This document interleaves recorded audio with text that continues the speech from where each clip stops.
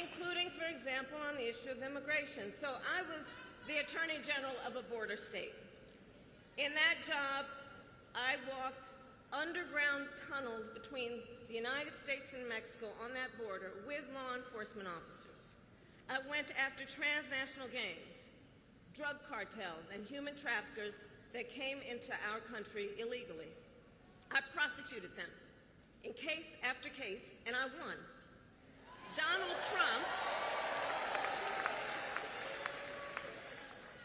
Trump, on the other hand, has been talking a big game about securing our border, but he does not walk the walk. Or as my friend Quavo would say, he does not walk it like he talks it.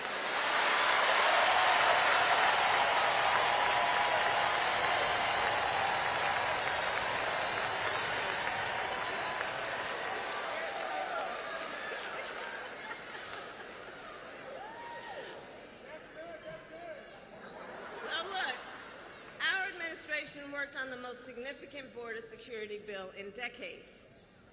Some of the most conservative Republicans in Washington, D.C. supported the bill.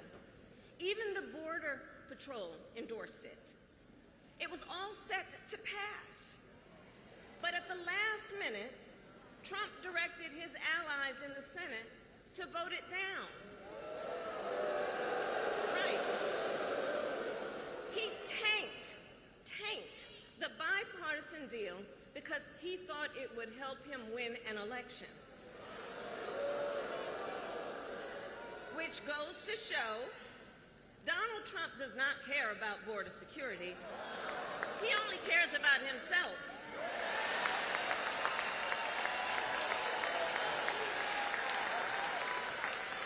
And when I am president, I will work to actually solve the problem.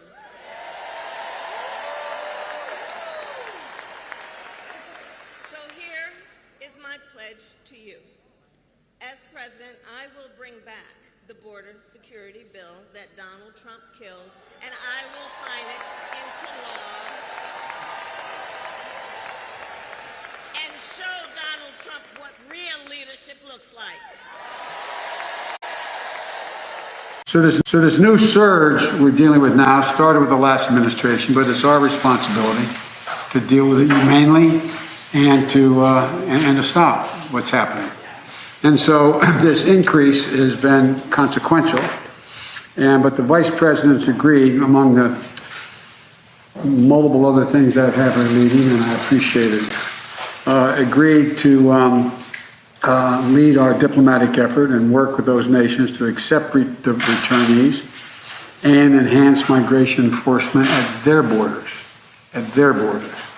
We're already talking with Mexico about that. She's already done that. We're going to be dealing with a full team now that we have to be able to deal with the problem here at home, but also to deal with it now in terms of in country. And I can think of nobody who's better qualified to do this than this is a woman who ran the second largest Attorney General's office in America after the United States Attorney General in the state of California, and has done a great deal upholding human rights, but also fighting organized crime in the process. So it's not her full responsibility and job, but she's leading the effort, because I think the best thing to do is to put someone who, when he or she speaks, they don't have to wonder about, is that where the president is? When she speaks for me, doesn't have to check with me, she knows what she's doing, and I hope we can move this along. So, Madam Vice President, thank you. I gave you a tough job, and you're smiling, but there's no one better capable of trying to organize this. Well, thank you, Mr. President, and for having the confidence in me. And there's no question that this is a challenging situation. As the President has said, there are many factors that lead President to leave these countries. And while we are clear that people should not come to the border now, we also understand that we will enforce the law, and that we also, because we can chew gum and walk at the same time, must address the root causes that cause people to make the trek, as the President has described, to come here. And I look forward to engaging in diplomacy with government, with private sector, with civil society, and the leaders of each in El Salvador, Guatemala, and Honduras to strengthen democracy and the rule of law and ensure shared prosperity in the region. We will collaborate with Mexico and other countries throughout the Western Hemisphere. And as part of this effort, we expect that we will have collaborative relationships to accomplish the goals the President has and that we share. I also look forward to working with members of the Congress who I think share our perspective on the need to address root causes for the migration that we've been seeing. And needless to say, the work will not be easy, but it is important work. It is work that we demand and the people of our countries, I believe, need to help stem the tide that we have seen. So thank you, Mr. President, for your confidence. When she speaks for me, doesn't have to check with me. She knows what she's doing, and I hope we can move this along. When she speaks for me, doesn't have to check with me. She knows what she's doing, and I hope we can move this along. Hello to all my Divine Nine brothers and sisters and my sorors.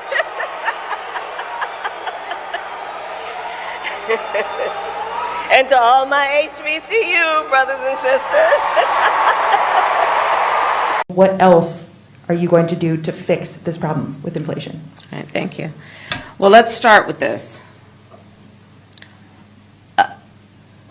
Prices have gone up, and families and individuals are dealing with the realities of that bread costs more, that gas costs more. And we have to understand what that means. That's about the cost of living going up. That's about having to stress and stretch limited resources. That's about a source of stress for families that is not only economic, but is on a daily level, something that is a heavy weight to carry. So it is something that we take very seriously, very seriously. And we know from the history of this issue in the United States that when you see these prices go up, it has a direct impact on the quality of life for all people in our country. So it's a big issue, and we take it seriously. And it is a priority there. What they're trying to do is to distract the public from Kamala Harris's border record. We all know that she was the border czar.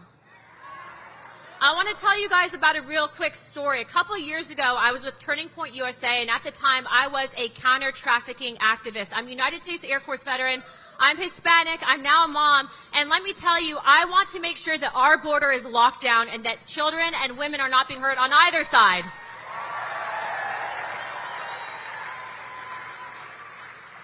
My interaction with Kamala Harris is as follows.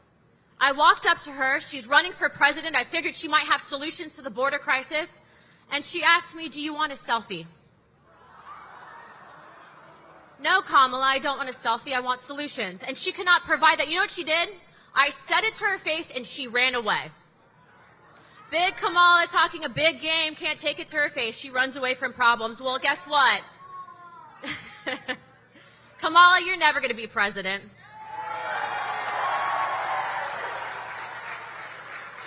Now, this is a pretty level-headed crowd. I have some questions for you guys. Do you guys think that it's acceptable that Kamala Harris did nothing when 85,000 children went missing under her watch as border czar? Do you think it's acceptable that the trafficking, rape, and torture of Hispanic women and children, she turned a blind eye and did nothing? Would you ever tolerate that? Kamala Harris has zero motherly instincts. No mother, no parent would ever tolerate that. One child, even just one child, is too many. Do you think that it's acceptable that Kamala Harris did nothing about the fentanyl pouring into our communities and killing our children? See, whether you're black, white, Hispanic, rich or poor, it's affecting all people and we're hurting the same. Do you think that it's acceptable that she's done nothing, that our own children can't go to college without being raped and murdered? Last time I checked, we vote based on content and character and not skin color. And the fact is that Kamala Harris ran as president the first time. She's running it on the second time. Being a minority woman does not make you automatically qualified. I want to see your policies.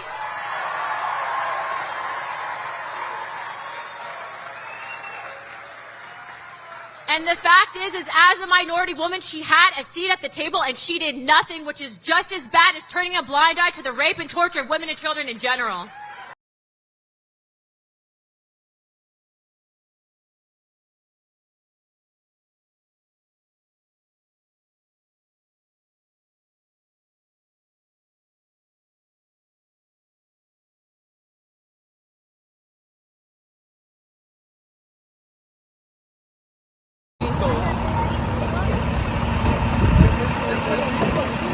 This is insane, guys. Check this out. Not worried about seat belts, not worried about anything else. They're all children. They're all children. Look at these kids coming out of this.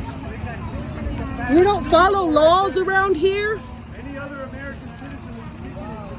Seat belts, look at this. 1, 2, 3, 4, 5, 6, 7, 8, 9, 10, 11, 12, 13, 14, 15, 16, 17, 18, 19, 20, 21.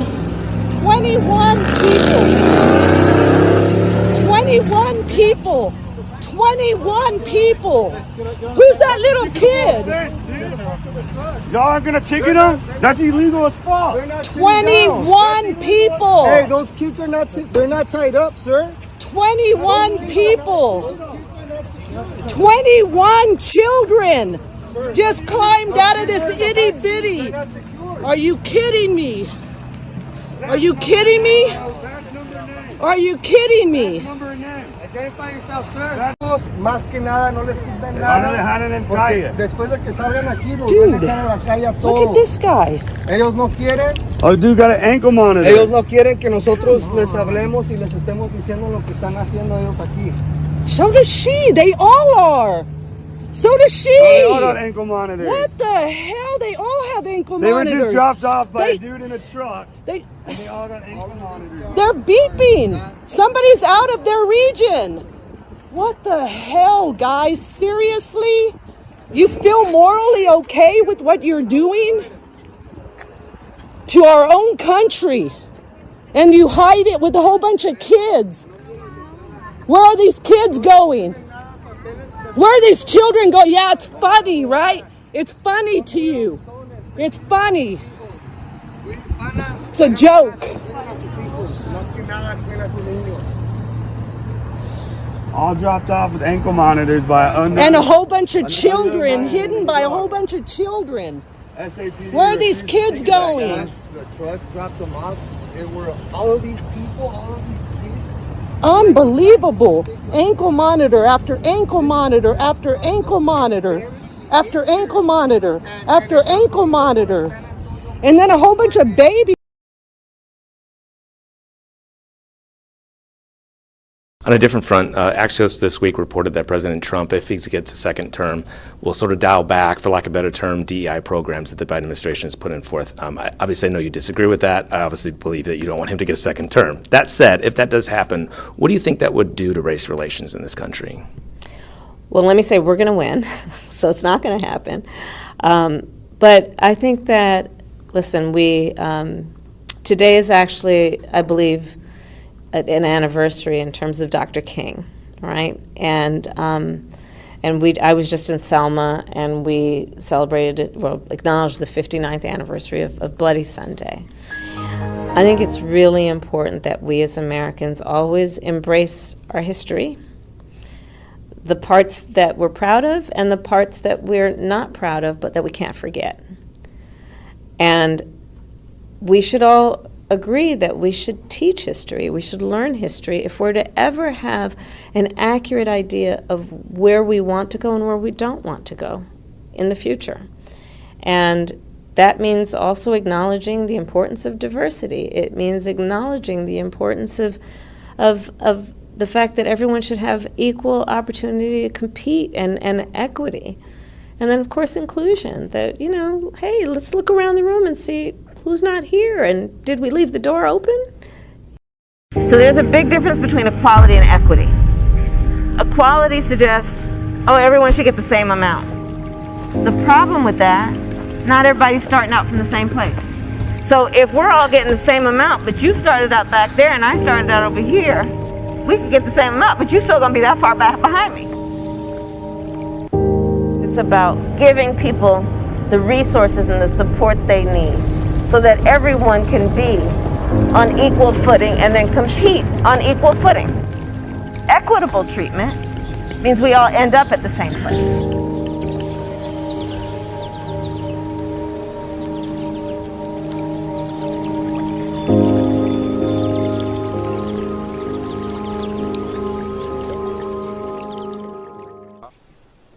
Attention everyone, attention. Your new plantation manager, Mr. Johnson, has asked to say a few words. Mr. Johnson. Thank you. I'll make this quick. My main goal is to make things fair and equal. But each and every one of you is expected to do your part, and you'll be paid equally. Also, from now on, 2 pennies a day will be deducted from your earnings. But you'll be given free food. If we don't work, do we not eat? What if someone gets sick or injured? And what about the children? We'll make sure everybody's fed and taken care of. But when you're well, you're expected to go back to work. If everyone is paid the same, does that include the managers and you? There'll be one standard wage, but those that do certain jobs will be paid a bonus. And how much will that be? Don't worry about it. We'll figure it out. You just do the work, and we'll take care of you. So we can't earn more money by picking more cotton anymore? No. This plantation will run on equality. You'll get paid the same regardless of how much you pick. That'll be all for now.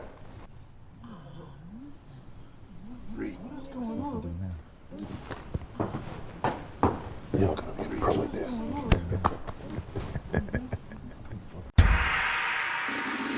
And it's on tonight, folks, with the arrogant, annoying Harris versus the blonde Trump.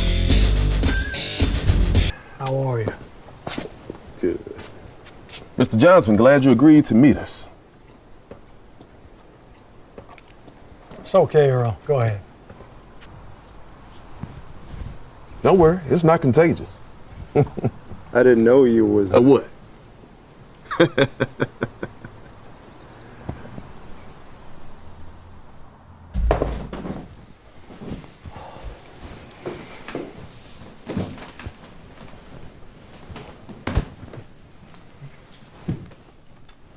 All right. What's this all about? We think the slaves are about to start some trouble. They're feeling a bit stuck up under Mr. Jones's thumb here. We need to put on a little show. That's why you're here, Earl. You two are gonna have a little contest to see who can win the hearts and minds of the human livestock out there. I don't know exactly what the hell you're talking about. It sounds dangerous. What's in it for me? Play your part in this little show of ours, and you can get a percentage of the plantation's profits. All right, let's talk numbers.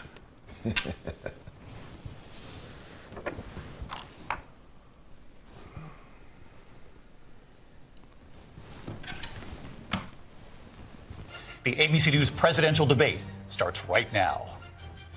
This is an ABC News special, the most consequential moment of this campaign. Kamala Harris. Together, we will chart a new way forward. Donald Trump. We will soon be a great nation again. Face to face, historic. The ABC News presidential debate.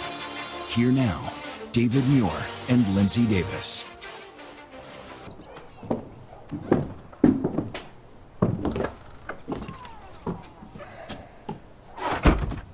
Here are your speeches. Feel free to look them over for tomorrow.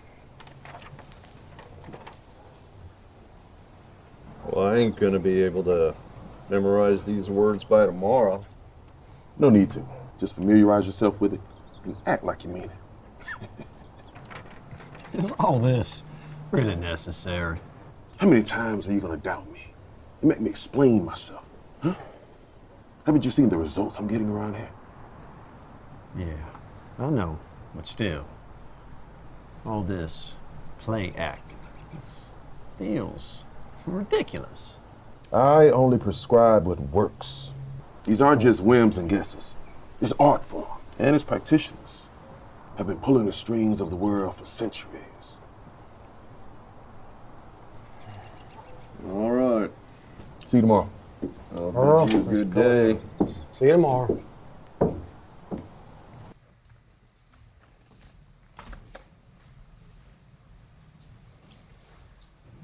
Kamala Harris. Let's have a good debate. Nice to see you. Have fun. Thank you. Welcome to you both. It's wonderful to have you. It's an honor to have you both here tonight. Good morning. Soon, you will choose who you want in charge here. Today will just be an introduction to the candidates. Remember, it's not about who you like the most.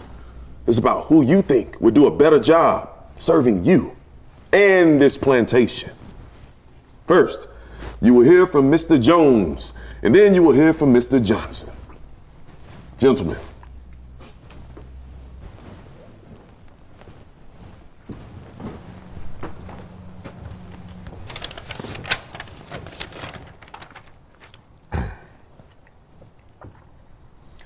I know that some of you may not like me or the way things were in the past. And if I was harsh with any of you, I apologize. But from now on, we are all in this together. I'm no longer your master. I am, in a very real sense, your servant. Now, I'm still going to be here, working, try to make this plantation as productive and as profitable as possible. But no longer only for myself, but for each of you as well. And while I have nothing but the greatest respect for my cousin, Mr. Johnson, he's a fur man. He knows fur. I know cotton. And I know this plantation better than anyone. I'm still going to make sure everybody's fed, taken care of. But the main focus, my plan, is that the harder you work as an individual, the richer you're going to get as an individual.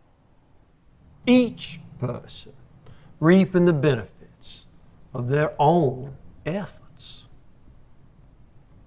Thank you. Thank you, Mr. Jones. Mr. Johnson.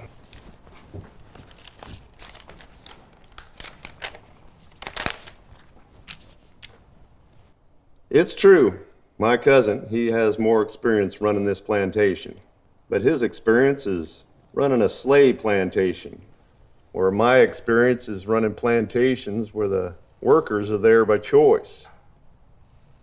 With my plan, everybody will be taken care of, treated equally. Earl Johnson wants to take care of us and make Jones Plantation fair and equal for everyone. His opponent, Nathaniel Jones, wants to keep doing things the old way. And we all know what that means. Mr. Jones pretends he's changed, but the truth is, he still thinks he's better than us. He says his hands are tied when we need help. But funny, there's plenty of Jones Plantation credits for him to swindle from the till. Unlike Jones, Earl Johnson has spent his life running plantations where the workers are paid and treated fairly. Old Honest Earl wants to serve you and Jones Plantation and will fight to bring us together. If we lose this election and go back to doing things the old way, we lose everything we fought for. This election, the stakes couldn't be higher. Vote for Johnson, like your whole world depended on it. I'm Earl Johnson, and we approve this message. God bless you, and God bless this magnificent plantation. Oh, Johnson. Thank you, Mr. Johnson. You'll hear more about their respective plans soon. But that's all for now. Thank you. All right, Smith, I want some answers. What was that about out there? Why are you trying to humiliate me? Make me apologize for what I do with my own property? That was just to make them hate you a little bit less. But both of you did fine. A few more days of this and you win the election. This is my plantation. You still represent slavery to them. So if they think their vote actually matters, slaves are less likely to revolt. But what if it doesn't go our way? It's just us here. It doesn't matter which one of you wins the election.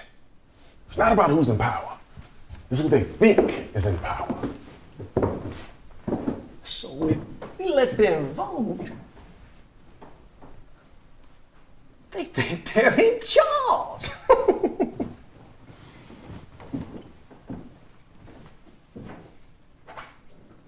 Good evening. We are looking forward to a spirited and thoughtful debate. So let's get started. I want to begin tonight with the issue that voters repeatedly say is their number one issue, and that is the economy and the cost of living in this country. Vice President Harris, you and President Trump were elected 4 years ago, and your opponent on the stage here tonight often asks his supporters, are you better off than you were 4 years ago? When it comes to the economy, do you believe Americans are better off than they were 4 years ago? So I was raised as a middle-class kid, and I am actually the only person on this stage who has a plan that is about lifting up the middle class and working people of America. I believe in the ambition, the aspirations, the dreams of the American people. And that is why I imagine and have actually a plan to build what I call an opportunity economy. Because here's the thing. We know that we have a shortage of homes and housing, and the cost of housing is too expensive for far too many people. We know that young families need support to raise their children, and I intend on extending a tax cut for those families of $6,000, which is the largest child tax credit that we have given in a long time, so that those young families can afford to buy a crib, buy a car seat, buy clothes for their children. My passion, one of them, is small businesses. My mother raised my sister and me, but there was a woman who helped raise us. We call her our second mother. She was a small business owner. I love our small businesses. My plan is to give a $50,000 tax deduction to start up small businesses, knowing they are part of the backbone of America's economy. My opponent, on the other hand, his plan is to do what he has done before, which is to provide a tax cut for billionaires and big corporations, which will result in $5 trillion to America's deficit. My opponent has a plan that I call the Trump's sales tax, which would be a 20% tax on everyday goods that you rely on to get through the month. Economists have said that Trump sales tax would actually result for middle-class families in about $4,000 more a year because of his policies and his ideas about what should be the backs of middle-class people paying for tax cuts for billionaires. President Trump, I'll give you 2 minutes. First of all, I have no sales tax. That's an incorrect statement. She knows that. We're doing tariffs on other countries. Other countries are going to finally, after 75 years, pay us back for all that we've done for the world. And the tariff will be substantial in some cases. I took in billions and billions of dollars, as you know, from China. In fact, they never took the tariff off because it was so much money they can't. It would totally destroy everything that they've set out to do. They're taking in billions of dollars from China and other places. They've left the tariffs on. When I had it, I had tariffs, and yet I had no inflation. Look, we've had a terrible economy because inflation which is really known as a country buster. It breaks up countries. We have inflation like very few people have ever seen before, probably the worst in our nation's history. We were at 21%, but that's being generous because many things are 50, 60, 70, and 80% higher than they were just a few years ago. This has been a disaster for people, for the middle class, but for every class. On top of that, we have millions of people pouring into our country from prisons and jails, from mental institutions and insane asylums, and they're coming in and they're taking jobs that are occupied right now by African Americans and Hispanics, and also unions. Unions are going to be affected very soon. And you see what's happening. You see what's happening with towns throughout the United States. You look at Springfield, Ohio. You look at Aurora in Colorado. They are taking over the towns. They're taking over buildings. They're going in violently. These are the people that Xi and Biden led into our country, and they're destroying our country. They're dangerous. They're at the highest level of criminality, and we have to get them out. We have to get them out fast. I created one of the greatest economies in the history of our country. I'll do it again and even better. The Jones family has been overseeing our plantation for 5 generations. Things haven't always been perfect, but little ideas like God, family, hard work, well, they mean something around these parts. Nathaniel has always hoped for change since he was a child. Everyone knows the story of when little Nathan, barely 6 years old, refused to leave Muskrat Hollow that one summer day, when he fearlessly stood up to his granddaddy, Nathaniel Prescott Jones III, and said, "Papa, I love you, but we are all God's children, and these black children, well, they are my friends." They were his friends. You see, Nathaniel's always believed that the true heart of Jones Plantation isn't nestled in the halls of our grand manor, but in the calloused hands of the workers in the fields. Nathaniel Jones believes in you and understands the value of hard work, but his opponent, old honest Earl Johnson, believes in getting something for nothing. Doesn't sound too honest to me. We all know the world doesn't work like that. The time for change has arrived, and the chorus of freedom is ringing throughout our fields and pastures. It's time to redefine the relationship between our plantation and her workers. Nathaniel will fight for you and work tirelessly to keep this plantation competitive, profitable, and most of all, free. You deserve leadership that is worthy of the greatness of this plantation and her people. This election, vote for Nathaniel Jones, and he'll work hard to make Jones Plantation great, and together we can soar. And like Mr. Jones always says, never bet against the Jones Plantation. I'm Nathaniel Jones, and I approve this message. God bless you, and God bless this glorious plantation. Bo Jones! I apologize for interrupting your work, but Noah has asked if he might also be a candidate for plantation manager. And no, he has no experience running a plantation, but we're all free here. So, why not? Noah, you have 2 minutes.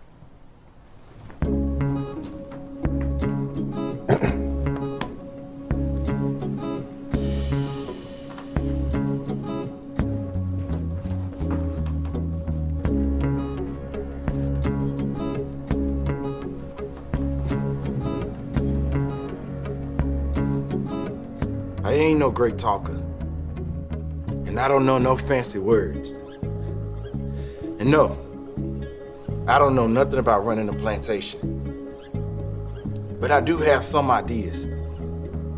And I think that it's time that more of what we produce goes to us instead of them.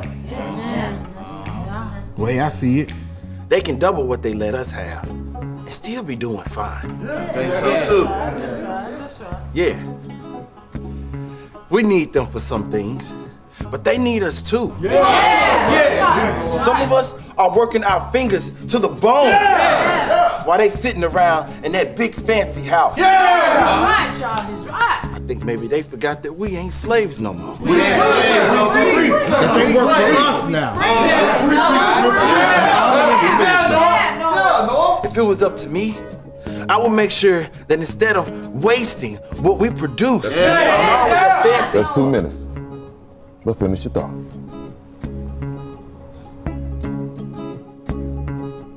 It's just, I will make sure we get what we deserve. Thanks, Noah. Thanks. I want to turn to the issue of abortion. President Trump, you've often touted that you were able to kill Roe v. Wade. Last year, you said that you were proud to be the most pro-life president in American history. Then last month, you said that your administration would be great for women and their reproductive rights. In your home state of Florida, you surprised many with regard to your 6-week abortion ban because you initially had said that it was too short. And you said, quote, I'm going to be voting that we need more than 6 weeks. But then the very next day, you reversed course and said you would vote to support the 6-week ban. Vice President Harris says that women shouldn't trust you on the issue of abortion because you've changed your position so many times. Therefore, why should they trust you? Well, the reason I'm doing that vote is because the plan is, as you know, the vote is, they have abortion in the 9th month. They even have, and you can look at the governor of West Virginia, the previous governor of West Virginia, not the current governor, who's doing an excellent job, but the governor before, he said the baby will be born and we will decide what to do with the baby. In other words, we'll execute the baby. And that's why I did that, because that predominates, because they're radical. The Democrats are radical in that. And her vice presidential pick, which I think was a horrible pick, by the way, for our country, because he is really out of it. But her vice presidential pick says abortion in the 9th month is absolutely fine. He also says execution after birth. It's execution, no longer abortion, because the baby is born, is okay. And that's not okay with me, hence the vote. But what I did is something for 52 years. They've been trying to get Roe v. Wade into the states. And through the genius and heart and strength of 6 Supreme Court justices, we were able to do that. Now, I believe in the exceptions for rape, incest, and life of the mother. I believe strongly in it. Ronald Reagan did also. 85% of Republicans do. Exceptions. Very important. But we were able to get it, and now states are voting on it. And for the first time, you're going to see, look, this is an issue that's torn our country apart for 52 years. Every legal scholar, every Democrat, every Republican, liberal, conservative, they all wanted this issue to be brought back to the states where the people could vote. And that's what happened. Now, Ohio, the vote was somewhat liberal. Kansas, the vote was somewhat liberal, much more liberal than people would have thought. But each individual state is voting. It's the vote of the people now. It's not tied up in the federal government. I did a great service in doing it. It took courage to do it. And the Supreme Court had great courage in doing it. And I give tremendous credit to those 6 justices. There is no state in this country where it is legal to kill a baby after it's born. Madam Vice President, I want to get your response to President Trump. Well, as I said, you're going to hear a bunch of lies, and that's not actually a surprising fact. Let's understand how we got here. Donald Trump hand-selected 3 members of the United States Supreme Court with the intention that they would undo the protections of Roe v. Wade. And they did exactly as he intended. And now in over 20 states, there are Trump abortion bans, which make it criminal for a doctor or nurse to provide health care. In one state, it provides prison for life. Trump abortion bans that make no exception even for rape and incest, which understand what that means. A survivor of a crime of violation to their body does not have the right to make a decision about what happens to their body next. That is immoral.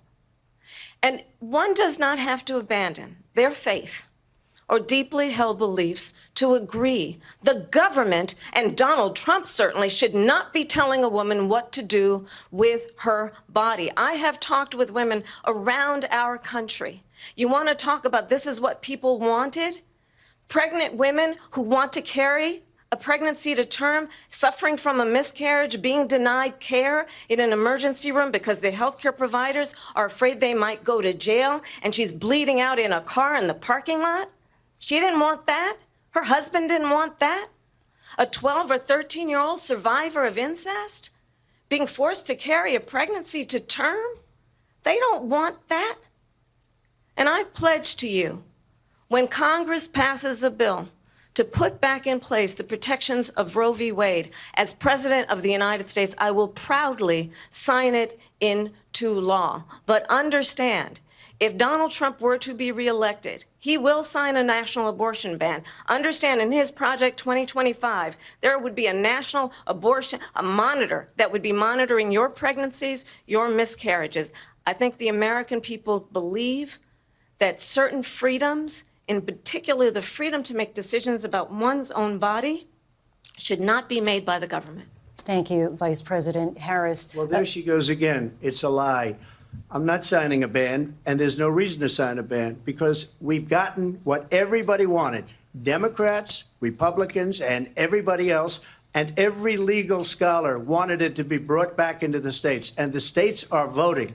And it may take a little time, but for 52 years, this issue has torn our country apart, and they've wanted it back in the states. And I did something that nobody thought was possible.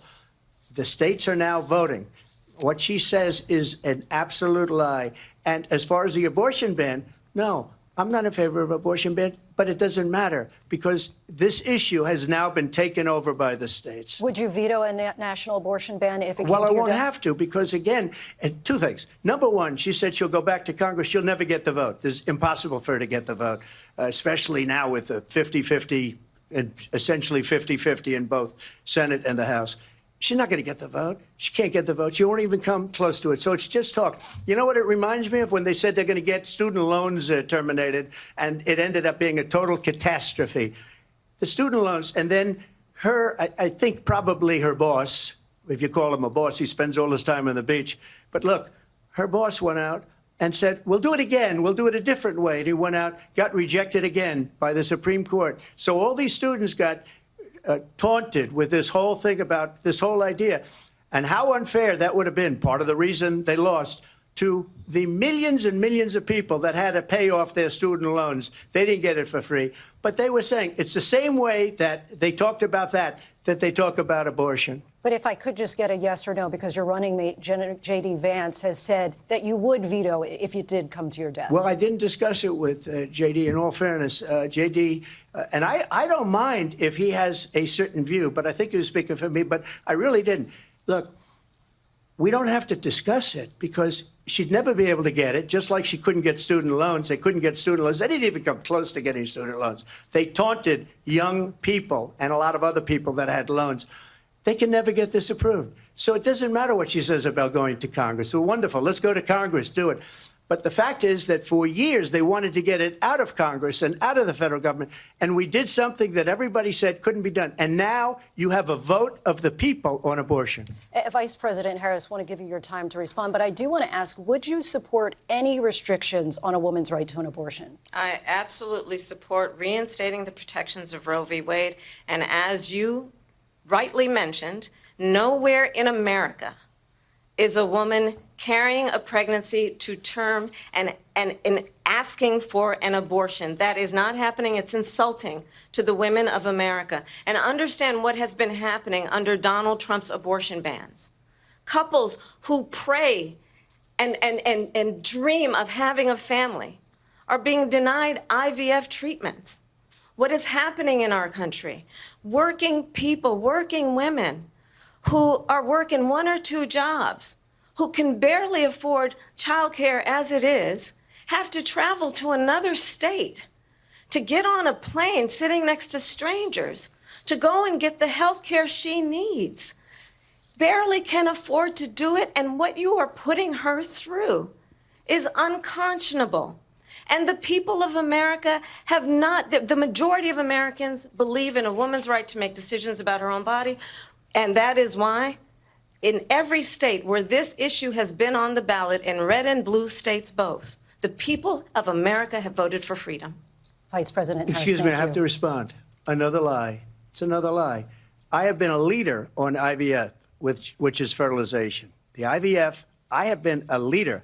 In fact, when they got a very negative decision on IVF from the Alabama courts, I saw the people of Alabama and the legislature 2 days later voted it in. I've been a leader on it. They know that, and everybody else knows it. I have been a leader on fertilization, IVF. And the other thing, they you should ask, will she allow abortion in the 8th month, 9th month, 7th month? Come on. Okay, would you do that? Why don't you ask her that question? Why don't you answer That's the problem. question? Would you because veto? under Roe v. Wade, Answer the question. Would you veto? You could do abortions in the 7th month, the 8th month, the 9th That's month, not true. and probably after birth. Just look at the former governor of Virginia. The governor of Virginia said, we put the baby aside, and then we determine what we want to do with the baby. President Trump, thank you. Delegate Tran. Yes, sir. How late in a pregnancy would your bill apply if a physician was simply willing to certify that the continuation of the pregnancy would impair the mental health of the woman? How late are we talking about? Well, so the way the suggestion that we've made in the bill is to say it's in the 3rd trimester and at the, with the certification of the physician. So how late in the 3rd trimester would you be able to do that? It's very unfortunate that our physicians, witnesses, were not able to attend today to speak specifically. No, I'm to talking that. about your bill. How late in the 3rd trimester could a physician perform an abortion if he indicated it would impair the mental health of the woman? Or physical health. Okay. Okay. I'm talking about the mental health.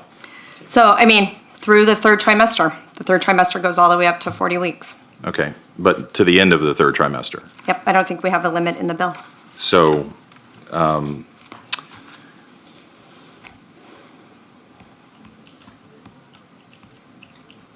where it's obvious that a woman is about to give birth, she has physical signs that she is about to give a birth, would that still be a point at which she could request an abortion if she was so certified?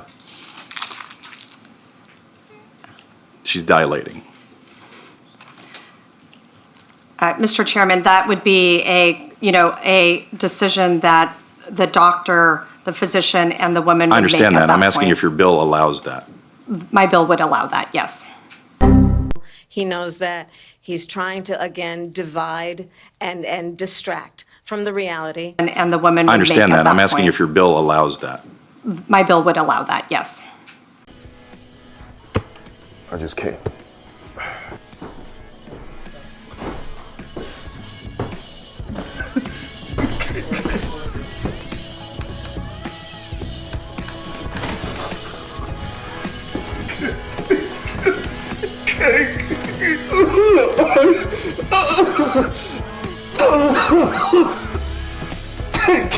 Lord.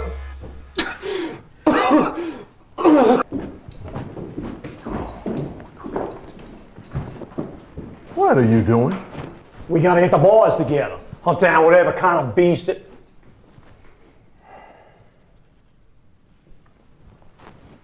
God damn it, Smith. Don't you be playing your tricks and games on me. No, don't put it back. We might as well make a good show of it.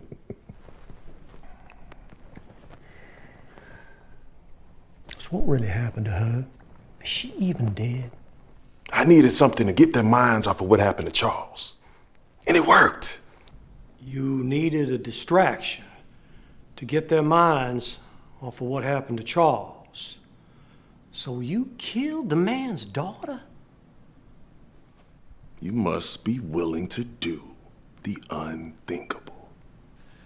Everything is an opportunity. Now you and the boys go, get out there and go hunt down those imaginary beasts. Get!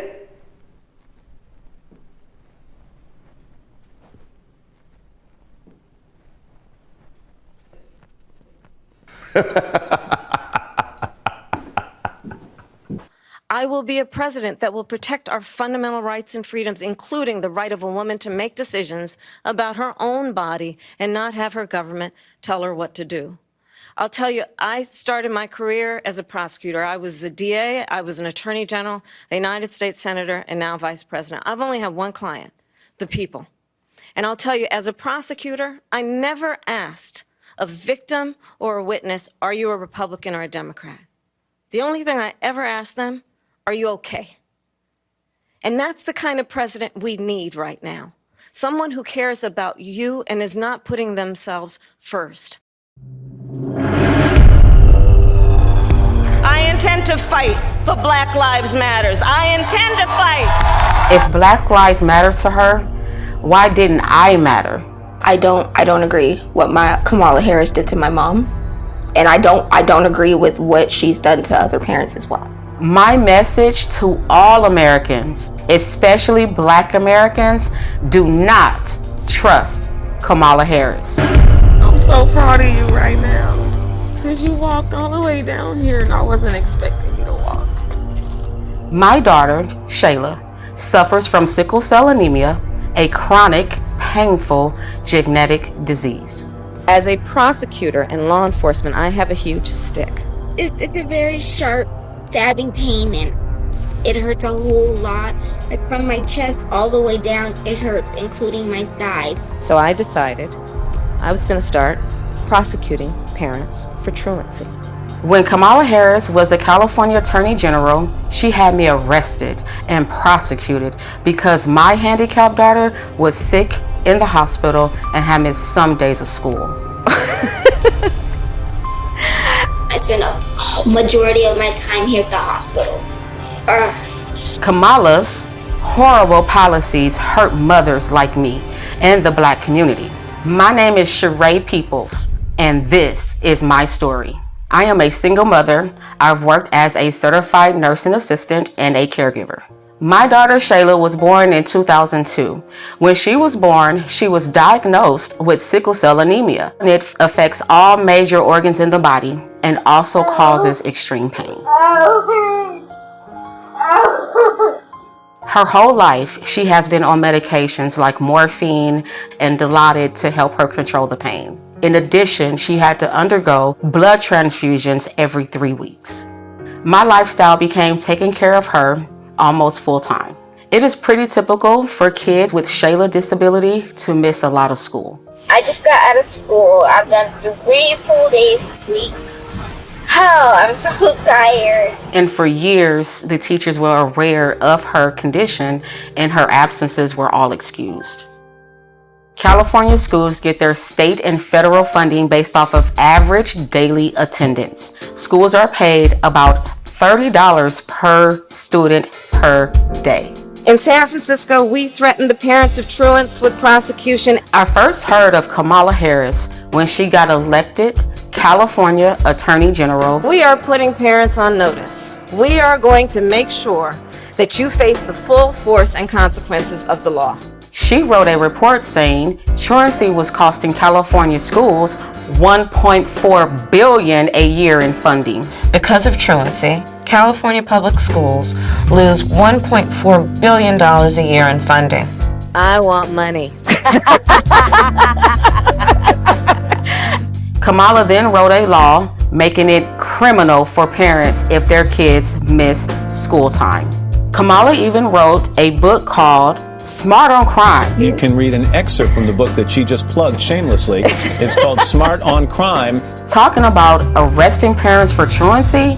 I sent a letter on my letterhead out to every parent in the public school system. In 2012, like all California parents, I received a threatening letter from Kamala Harris saying we'll go to jail for a year if our kids even miss 10% of school days. It was like a crazy intimidation tactic. I'm going to start prosecuting parents for truancy. I thought, wow, this woman doesn't have any empathy. Is it because she's not a mother? I also thought, how could she not understand it would disproportionately affect people of color, single Black mothers? But honestly, I didn't imagine it could affect me.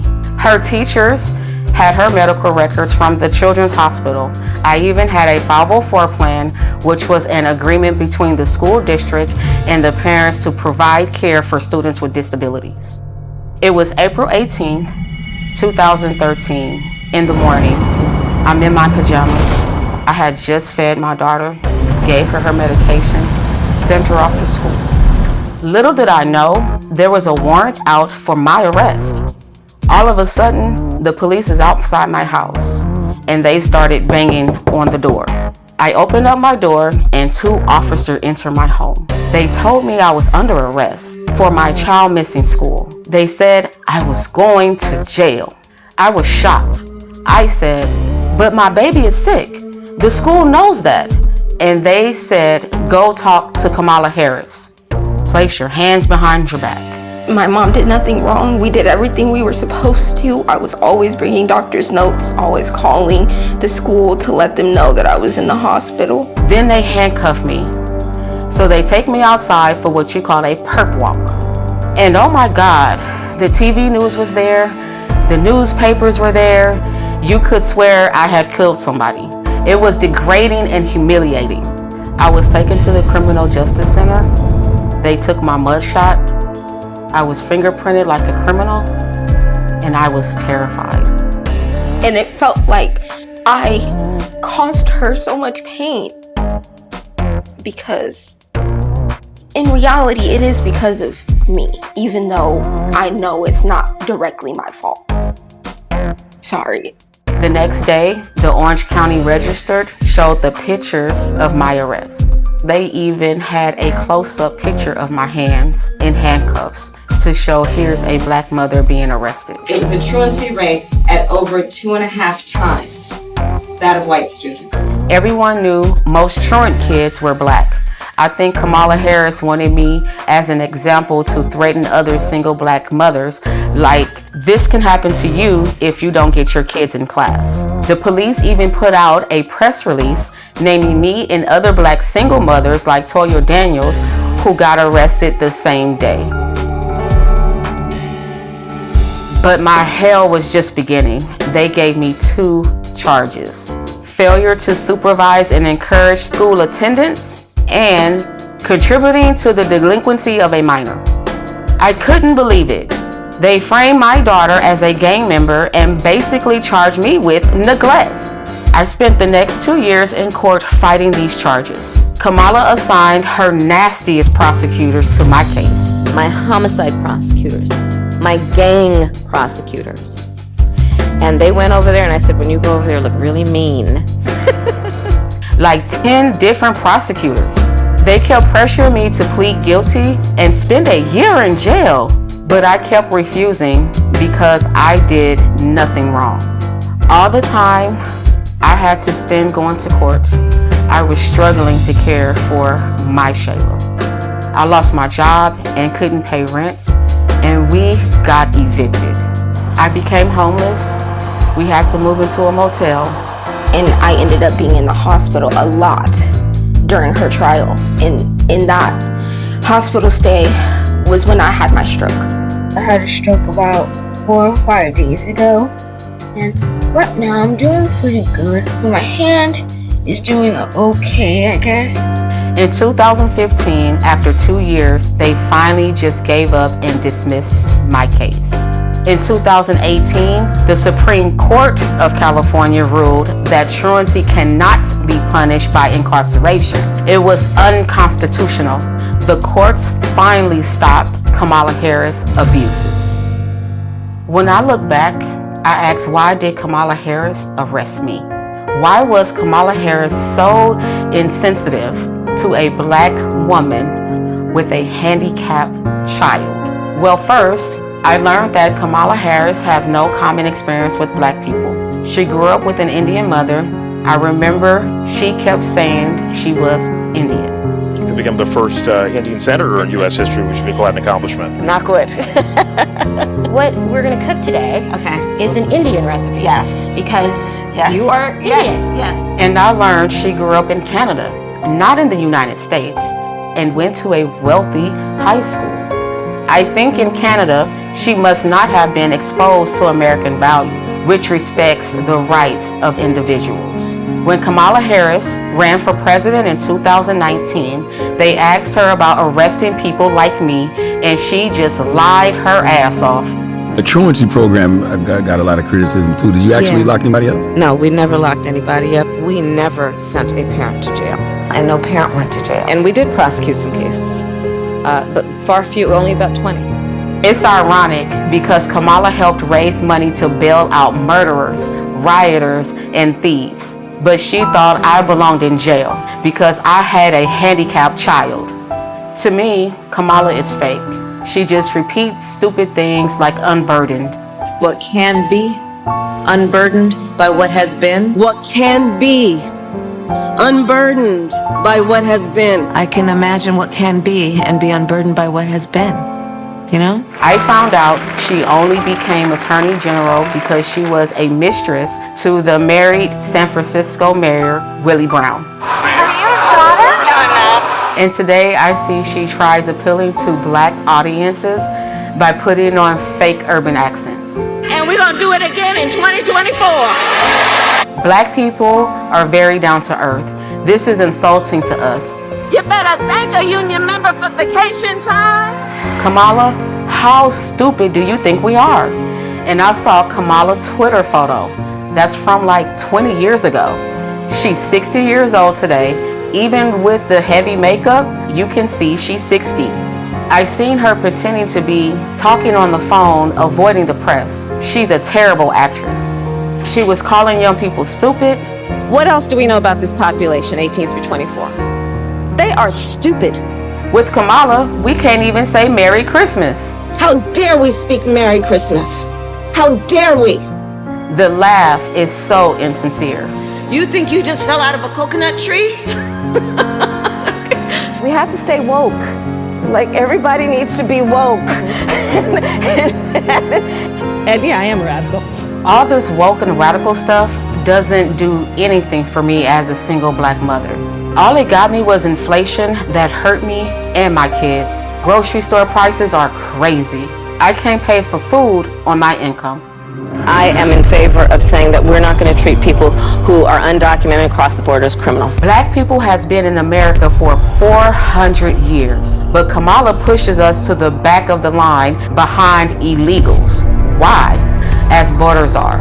She just filling up our schools with kids who don't speak English just so they can get more government money. Illegals get free health care, but I have to pay.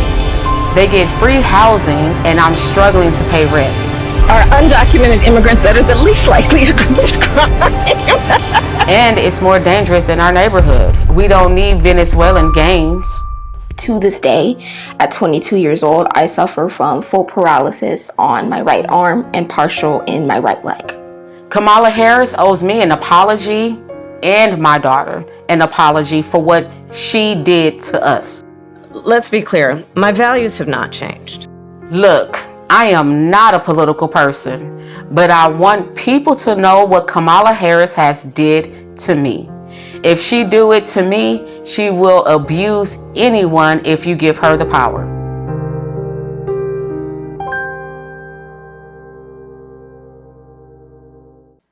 I intend to be a president for all Americans and focus on what we can do over the next 10 and 20 years to build back up our country by investing right now in you, the American people.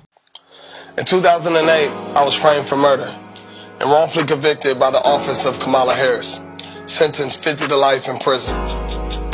It took me 5.5 years to ultimately get back in the trial due to prosecutorial misconduct, and it took me another year to go to my second trial, to which I was vindicated by a jury of my peers. When I got convicted, Kamala Harris was in the courtroom. When I got sentenced 50 to life in prison, Kamala Harris was in the courtroom. When I look back and I seen her, she was smiling. And she did that stupid ass laugh that she do right now. This shit ain't funny. Never in a million years I would have thought that they were gonna charge me for Sells murder. I never talked to no detective, no police officer, no DA, nobody.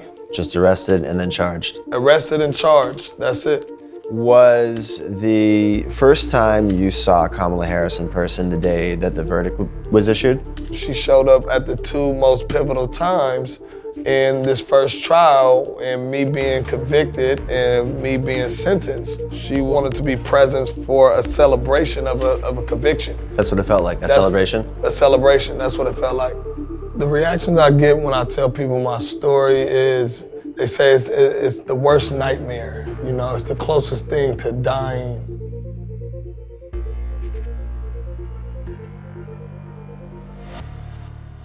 Jamal, I'm going to read you a quote real quick. The job of a progressive prosecutor is to look out for those overlooked, to speak up for those whose voices aren't being heard, to see and address the causes of crime, not just their consequences, and to shine a light on the inequality and unfairness that lead to injustice. It is to recognize that not everyone needs punishment, that what many need, quite obviously, is help. Kamala Harris wrote that in her book, The Truths We Hold. Does that sound consistent with the kind of with the brand of justice that you saw administered by offices that she was running? It definitely sounds like Kamala Harris right now as a senator.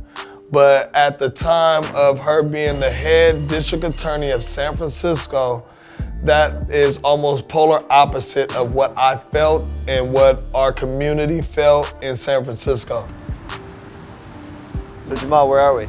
Right now we are in Sunnydale Projects, where I was born and raised at. This isn't a place that you'll want to bring outsiders into, and a place that they don't want to go. This ain't a place that feels comfortable. It feels like you might get robbed, you might get shot. The police were keeping files on you, and your brothers, and other people who were living in Sunnydale from a very young age. They already had me labeled because I'm in this community as a potential gang member, potential killer, potential drug dealer. You gotta wake up to the fact that, you know, things are set up against us. There is a conspiracy. Yes. It happened to you. Exactly. It's proven in court. Absolutely. Places like this have been developed for predominantly African American people to not be able to succeed beyond it. Yeah.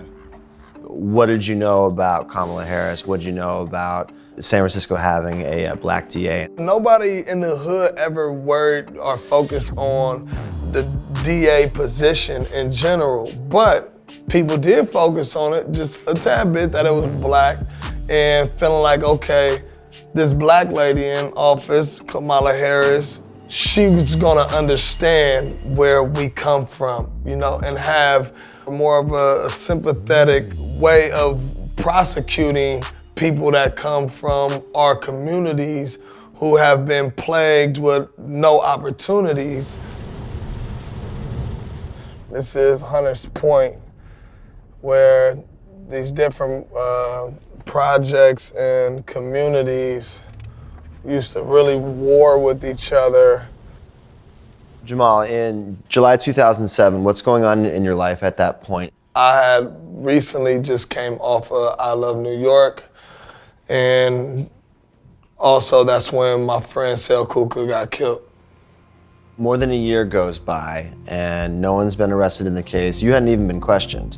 Haven't even been questioned, no. The police was still, you know, trying to get a conviction by all means necessary. When I was arrested for it, the community knew I didn't do it.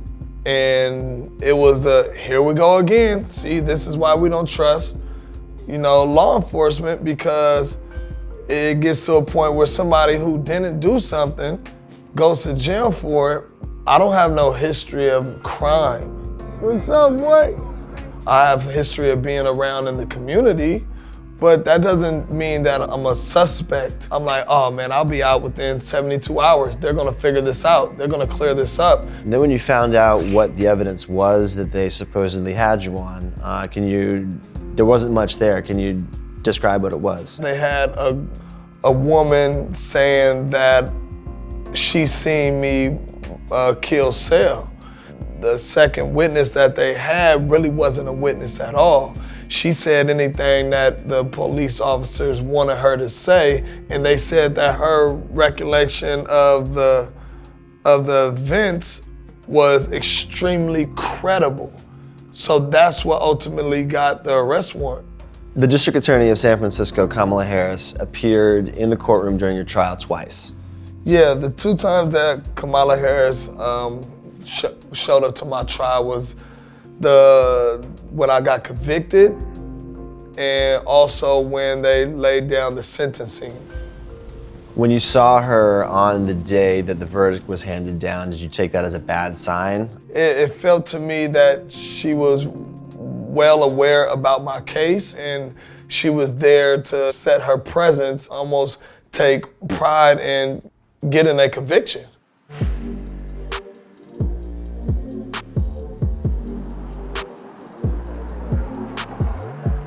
When I put in my appeal, the people that's fighting against my appeal to keep the conviction is the Attorney General office. I learned it reading, their reply to my appeal, and you see Kamala Harris' name at the bottom. And now it's starting to feel a little personal. When you win the $13.1 million, it's a massive settlement. Did you feel like that was enough? There's not an amount that could get back those 7 years.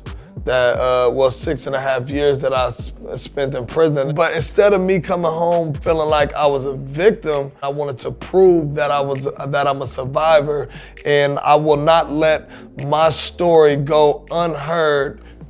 I'm not necessarily saying I'm looking for an apology, but some acknowledgement from her that she could have messed up will be, of course, that'd be huge. You could have made some mistakes. You could have missed some things. For me, it was a big miss. I had life in prison.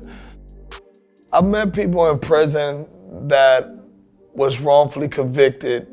I want my story to be out to provoke reform ultimately. Beyond that, I want to be able to be who I want to be. I'm an actor, I'm a musician, I'm a father. I'm more than this person that was framed. I'm more than this person that was wrongfully convicted. That we must defend Ukraine from Russia, from Vladimir Putin, to defend their sovereignty, their democracy, that it's an... President Biden and I have been working every day to bring this conflict. I'm speaking right now. And I value and respect your voice, but I'm speaking right now. We have been working every day to bring this conflict to an end in a way that ensures Israel is secure. But I gotta ask you about Kamala Harris. How you feel about her? She's a piece of shit. I was in California. She lacked professional competence, and she worked on it by hiking up her hemline when she needed influence rather than researching. She's always tried to do the casting couch to get where she wants.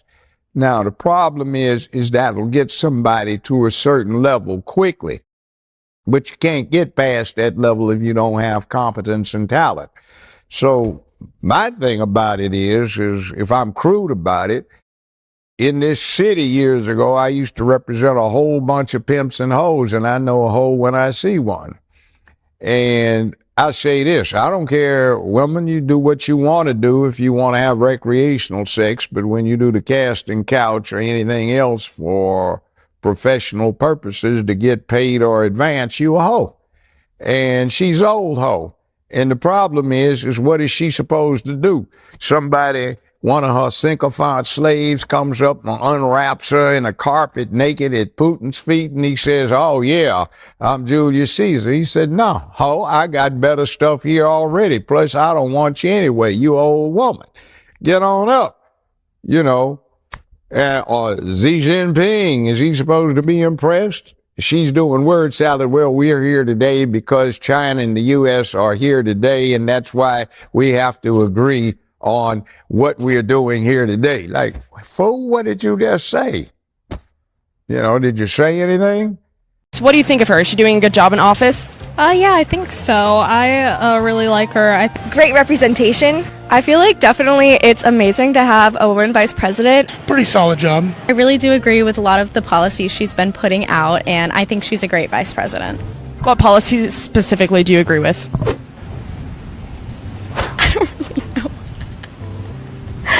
Can you tell me some? Maybe I don't know what her policies are. Can you name any specific accomplishments that you're super proud of? Off the top of my head, I can't think of many of them. I can't really, to be totally honest. What I really like is that she does kind of give the nation a positive face, being the first woman president. No, not any specific ones particularly, no. So then what do you like about her? Just I think she's doing a good job. What specifically do you like about her?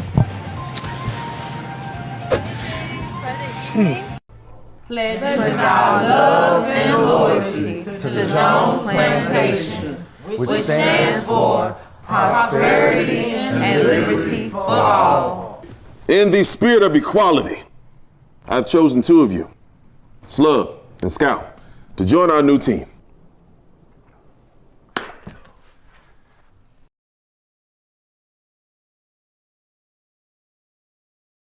For what can be done in the state of California and by extension the United States. And here's what we did. It was fabulous. And this is what I love about being elected. Because basically you don't have to ask anybody permission. It has to be about a goal of saying everybody should end up in the same place. And since we didn't start in the same place, some folks might need more.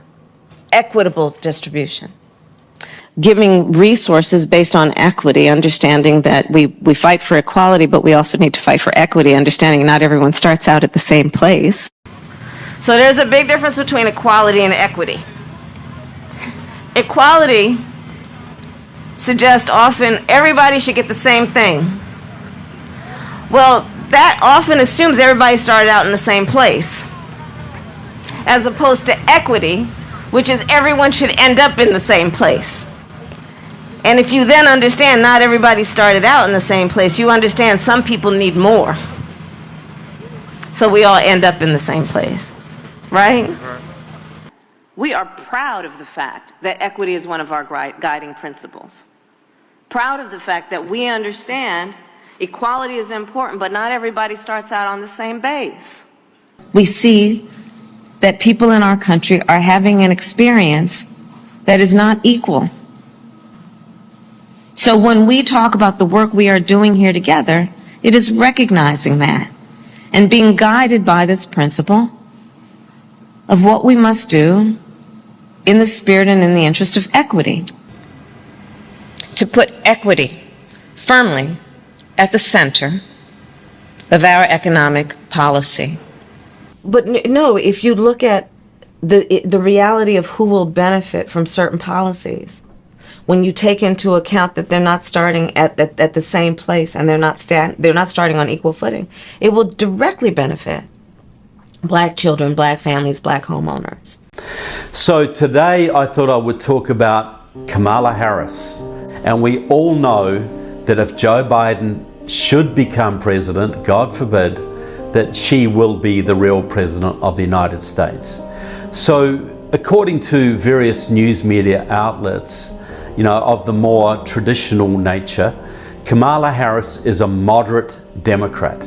She's a pragmatic liberal. But does that square with reality? Her own voting record in the US Senate is to the left of both Elizabeth Warren and Bernie Sanders. But we're told she is a moderate Democrat. Well, I'd like to go into Kamala Harris's background because it's frightening, to put it mildly. Now, Kamala Harris is the daughter of Don Harris, a Jamaican economist, and Shyamala Gopalan, who was a cancer researcher from India. She died in 2009, I believe it was. These two people met together in Berkeley in the 1960s as students. They got married and they had Kamala and her younger sister Maya. But both of them were very active in a group called the Afro-American Association. This was one of the far left sort of black power groups operating at the time. And it was, these people openly supported Fidel Castro. They supported Che Guevara. It was a Marxist group. Two members of the Afro-American Association, Bobby Seale and Huey Newton, would leave and go off to form the Black Panther Party, the pro-China militant Maoist terrorist Black Panthers who really serve as a model for today's Black Lives Matter. The leader of the group, Donald Warden, would later change his name to Khalid al-Mansour, and many years later would apparently write a letter to Harvard University recommending that a young Barack Obama should be admitted to that college. So Don Harris was later appointed as an affirmative action Marxist professor at Stanford University. At the time, Stanford only had one Marxist in the economics department and a group of radical students in the Union of Radical Political Economy, which later became a part of Democratic Socialists of America, which we know today from Alexandria Ocasio-Cortez, Rashida Tlaib, and others. They mounted a big campaign at Stanford to bring more Marxists into the department. And they chose Don Harris as the most appropriate candidate. And after a several month long, I think it was a year-long campaign, he was appointed there in 1975, basically as an affirmative action Marxist. So Kamala Harris grew up in that kind of environment, you know, far left parents. She was basically a red diaper baby, the child of Marxists. In her late teens, Kamala Harris went to Howard University in Washington, D.C., the largely black college, where she was a student radical protesting the causes of the day.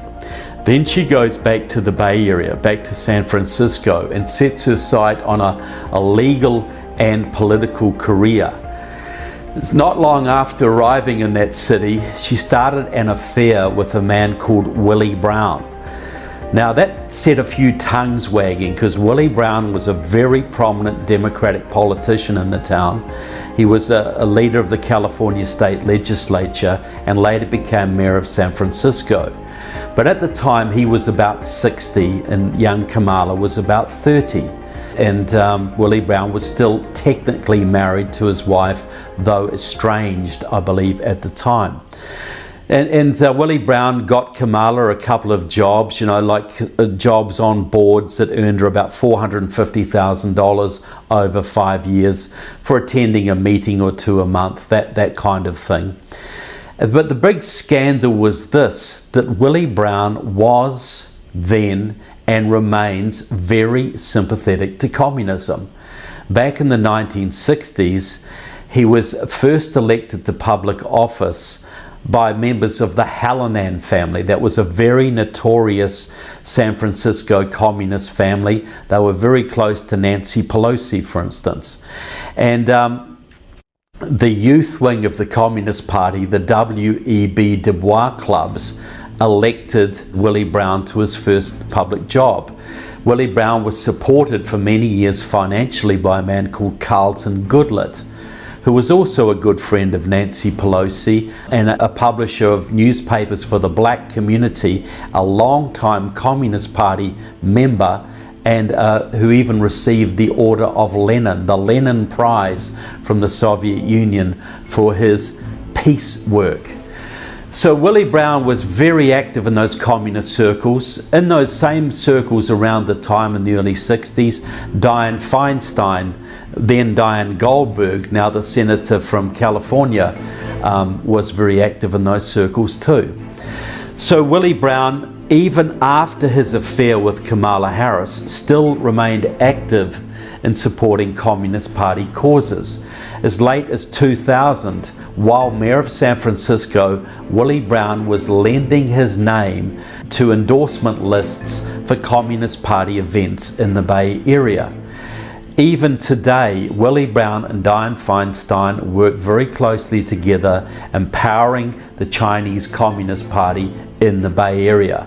Now, I would class them as Communist China's best friends in the whole region. So Kamala Harris decides to get into politics, and her first run is for district attorney in San Francisco.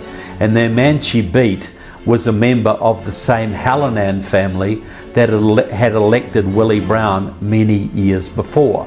But she got elected, and she starts to rise her way, you know, to make a name for herself, and was regarded as a leftist district attorney, but earned herself a little bit of enmity from some members of the black community for some of the stands she made. She was regarded as tough on some issues, but pretty liberal on most. But the man who actually got her the job, the man who actually funded her and financed her, was a man called Stephen Phillips. Now, during the 80s, Stephen Phillips, a young black guy, was a law student at Stanford University. He was an open Marxist-Leninist, very closely affiliated with a pro-Chinese communist group called the League of Revolutionary Struggle. And he was very good friends of a young radical named Maya Harris. He knew Maya Harris's family very well, and of course Maya was the sister of Kamala Harris. But few people know Kamala like we in the Bay Area do. I've known Kamala and her sister Maya, Maya's daughter Mina, for nearly 20 years now. I've watched her rise in California national politics and partnered with her and her sister on several important political fights. So there was a family connection right there with Steve Phillips. Well, Steve Phillips, in the early 90s, he led much of the League of Revolutionary Struggle into the Democratic Party. They changed the name of the organization. They became a group called the Unity Organizing Center, and many of them moved into the Democratic Party, as did Steve Phillips. Steve Phillips stood for the school board in San Francisco and served on that board for some time. But what really got him launched was the fact that he married his Stanford sweetheart, a young woman called Susan Sandler. Now, Susan Sandler was part of the very wealthy Bay Area family. She was the daughter of Herb and Marion Sandler, who owned a big savings and loan, I think it was the 5th biggest in the United States, called Golden West. Well, they sold that to Wachovia Bank. It had a lot of subprime mortgages in it. It made Wachovia bankrupt, and Wachovia had to amalgamate with Wells Fargo. But anyway, they got a $2.2 billion profit from it. And Steve Phillips has used a lot of that money to engineer himself into some very senior positions in the left-wing establishment of America and in the Democratic Party. He was on the board of the Center for American Progress. They helped to fund and start ProPublica. In 2005, he went to Georgia, at Atlanta, where he met with George Soros and some other very rich billionaires, where they started the Democracy Alliance, which is now over 150 members strong and has donated hundreds of millions of dollars to Democratic Party and left-wing causes in America, ballot initiatives, candidates, etc. over the last 10 or 15 years. In 2008, Steve Phillips got about $10 million together. He started a group called Political Action Committee, later became called Power PAC, then Power PAC Plus, and he did mass voter registration drives amongst Black and Latino communities in 17 southern and southwestern states.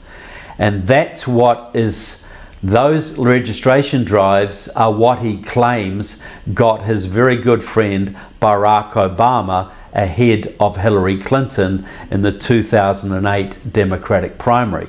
Certainly Barack Obama is a big friend of Steve Phillips. You know, Barack Obama was at Steve Phillips's house in 2017, I believe it was, got a copy of Steve Phillips's new book. Nancy Pelosi got a copy too. Steve Phillips, when he was at Stanford University, was a very big part of Jesse Jackson's Rainbow Coalition. And what that was, it was run mainly by pro-Chinese communists from the League of Revolutionary Struggle, Communist Workers' Party, Line of March, Freedom Road Socialist Organization, etc. The Rainbow Coalition of Jesse Jackson, he ran for president in 1984 and 1988. And he did very, very well. Far better than most people expected, because he drew an idea from a Black Panther who died in a hail of police bullets in 1970 in Chicago. The police raided his home, he shot back, and he came out the worst in that fight. The Black Panther, Fred Hampton, had the idea of the original Rainbow Coalition. You get the progressive whites, the progressive Latinos, and the progressive African Americans, and you meld them together into one force to give you more political influence. Well, Jesse Jackson got the progressive whites, the progressive Latinos, progressive blacks, progressive Asian Americans, progressive gays, progressive environmentalists, progressive Native Americans. So he had the red stripe, he had the lavender stripe, he had the yellow stripe, the green stripe, the white stripe, the black stripe, the brown stripe. And this is his terminology. This is not my terminology. Please understand that. But the idea was you get all the radicals together in one organization, and that gives you a chance to win elections. Well, in those days, minorities were maybe 12 to 15% of the population. Today, they are well over 30%. So the idea was really before its time. And so Steve Phillips has updated that theory. That's what got Obama elected in 2008. The progressive whites with the minorities, with the people of color. That formed the winning Obama coalition. Steve Phillips has written a book called Brown is the New White, a New York Times #1 bestseller. And his argument is really simple. Democrats, if you want complete power in America, enduring power, stop wasting your time with the middle voters. Don't spend all of your money trying to convince 1 or 2% of independents to turn Democrat. There are millions of Democrats in the South who don't vote, mainly black, Latino minorities. Instead, put all of your money into getting them registered, getting them to the polls, run far left candidates of color, and then you'll win elections, and then you'll flip the South, and then you'll destroy the Republican Party as a force, and you will have complete power in America forever. That's the strategy that flipped Virginia. That's the strategy supposedly won it for Biden in Georgia this election cycle. It came close in North Carolina, came close in, well, not so close in Florida, and actually won Arizona. This is the Rainbow Coalition applied to modern conditions and orchestrated by people like Stephen Phillips of the Democracy Alliance, and the money that they can command through people like George Soros and Tom Steyer and others. This is the philosophy that's now guiding much of the Democratic Party. So Steve Phillips got Obama elected, I can say that. He worked in 2018 and almost got the far left Stacey Abrams elected as governor of Georgia, a long-time Steve Phillips protege, and almost elected the black socialist Andrew Gillum as governor of Florida. And Gillum served on Steve Phillips's Power Pack board for several years. So this is the philosophy that is guiding today's Democratic Party. So they understood, and I've been saying this for several years now, that Kamala Harris would be the candidate for the Democrats in 2020 because she's part of the Steve Phillips stable. She is one of his proteges. I have seen the work of Power Pack around the country. It really is the work that inspires a lot of people to even consider the fact that they could be leaders and know that if they choose to take that step, there will be support for them. And the support will be broad, and it will be deep, and it will be significant. She is half Indian, she's half black, she's female, she's the perfect Rainbow Coalition candidate. And I've been predicting this for over 3 years. And when she bowed out of the presidential race just before Christmas in 2019, I lost some steak dinners over that. But now I'm back to claim them back because she is really the Democrats' candidate. Everybody knows that Joe Biden won't last his first term. He probably won't last the first year if he should be elected. She is the candidate. She is third term of Obama, effectively. So Kamala Harris, she gets elected to California DA on Steve Phillips's money. She gets elected to Attorney General for California on Steve Phillips's money. She gets elected to US Senate on Steve Phillips's money. And now Steve Phillips and his friends are trying to get her into the White House. Now, Steve Phillips, under Obama, helped to get Tony West, which is Maya Harris's husband, into the Justice Department number 3 under Eric Holder. Now he is being seriously considered for Attorney General. So that's another part of the Harris clan that would be moved into a very key position of power. I'll backtrack a little bit. Kamala Harris, her husband Doug Emhoff, his legal firm is notorious for its ties to Communist China. They do a lot of business with Communist China. They actually have Chinese Communist Party members on their staff. So that's one aspect.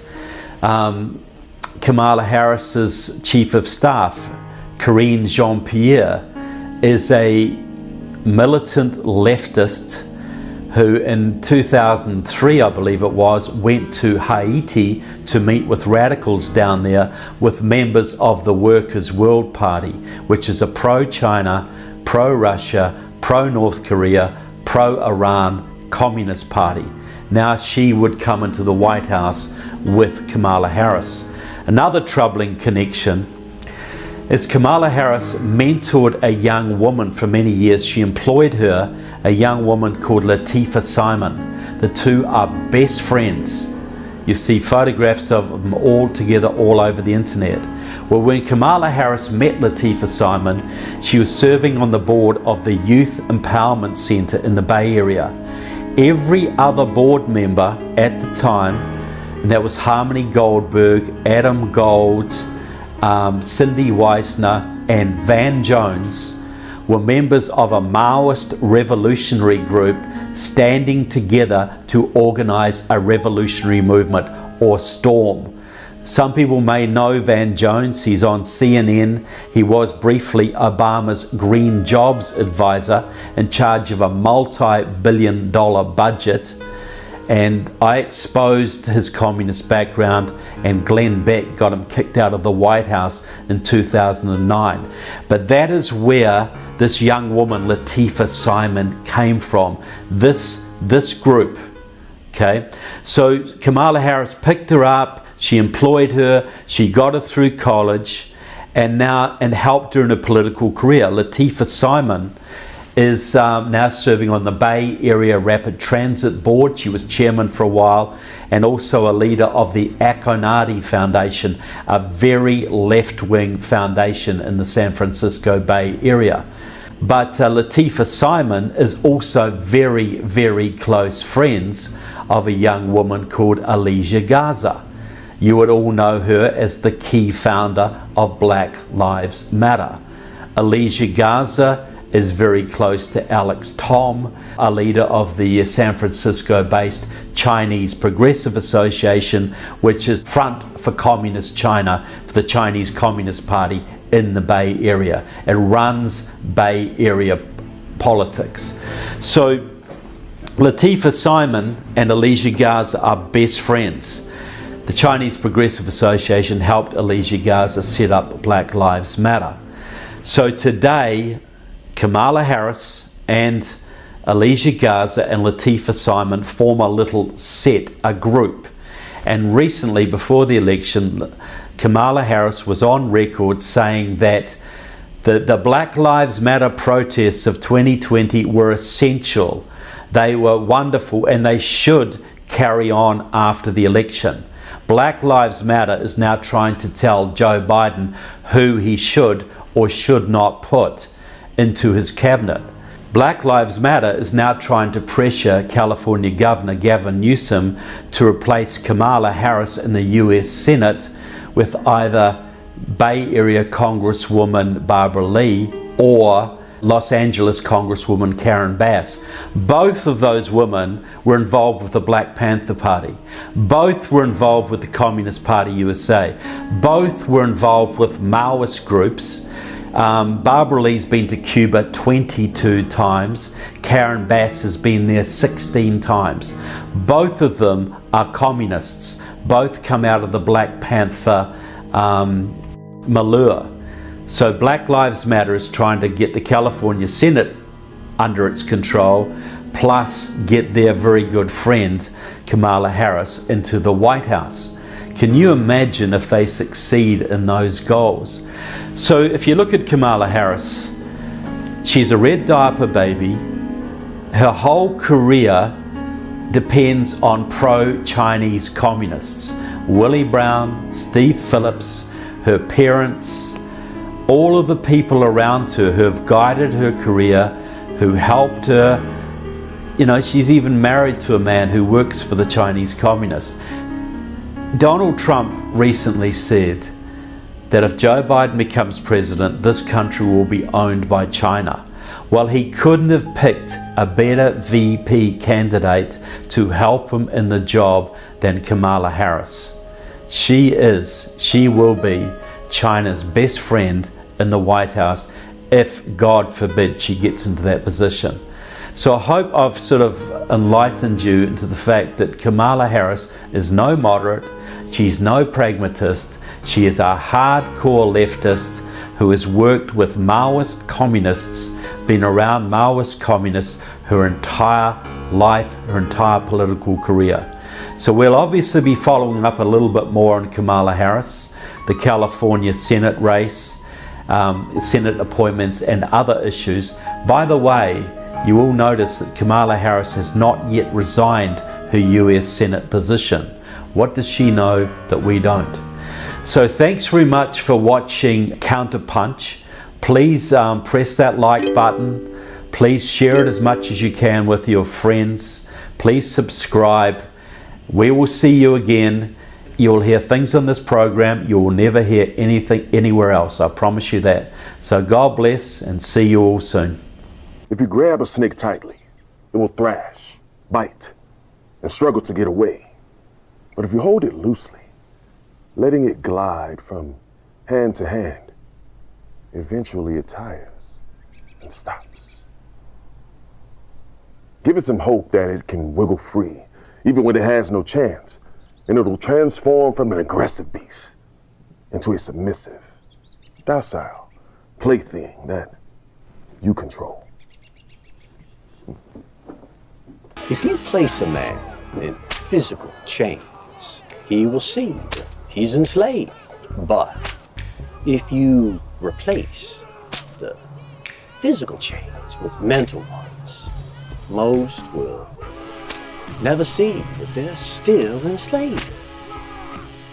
Once you convince a man that he's free, there's no end to the abuse they will endure and even defend in the name of that freedom.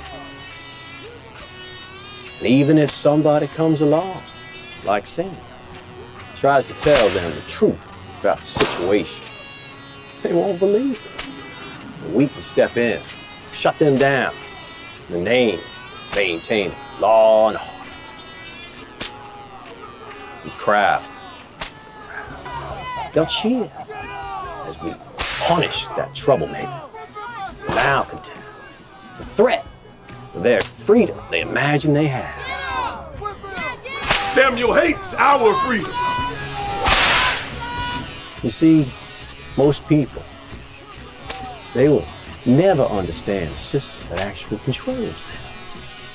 Because deep down inside of them, they don't want to.